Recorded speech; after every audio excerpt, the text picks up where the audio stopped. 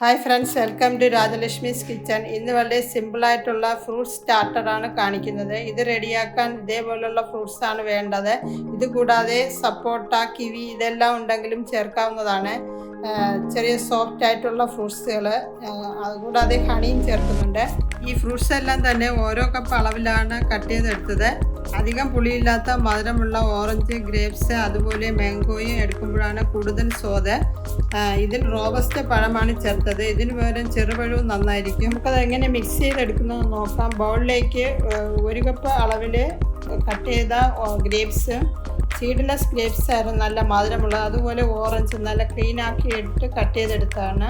അതിനോടൊപ്പം മാംഗോയും നല്ല മധുരമുള്ള മാംഗോയാണ്. 1 കപ്പ് അളവിലാണ്. അതും ഒരു പഴവും കൂടെ കട്ട് ചെയ്ത് ചേർത്തിട്ട് ഇതുപോലെ ഒന്ന് മിക്സാക്കി എടുക്കണം.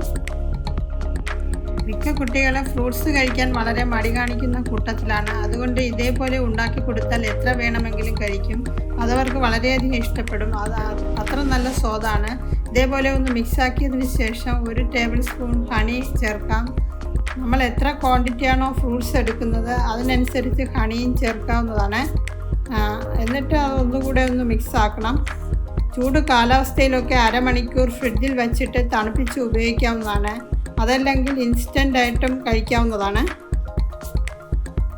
ഈ ചാനൽ ആദ്യമായിട്ടാണ് കാണുന്നതെങ്കിൽ സബ്സ്ക്രൈബ് ചെയ്ത് കൂടാതെ ബെൽ ബട്ടൺ ക്ലിക്ക് ചെയ്താലേ ഞാനിടുന്ന ന്യൂ റെസിപ്പീസിൻ്റെ നോട്ടിഫിക്കേഷൻ കിട്ടുകയുള്ളൂ. ഇതുകൂടാതെ കുറേ ബ്യൂട്ടി വ്ളോഗ്സും ചെയ്തിട്ടുണ്ട്. കണ്ടിട്ടില്ലാത്തവർ ഒന്ന് കണ്ടു നോക്കണേ. ഫ്രണ്ട്സ്, എൻ്റെ ഈ റെസിപ്പി കുറച്ച് പേർക്കെങ്കിലും യൂസ്ഫുള്ളായി കാണുമെന്ന് വിചാരിക്കുന്നു. കൂടാതെ ഫാമിലിയിലുള്ള ഫ്രണ്ട്സ്, റിലേറ്റീവ്സിനെ ഒക്കെ ഒന്ന് ഷെയർ ചെയ്ത് റിപ്ലൈ കമൻറ്റ് ബോക്സിൽ ഇടാൻ മറക്കരുത്. അടുത്ത നല്ലൊരു വീഡിയോയുമായി വരുന്നത് വരെ നന്ദി.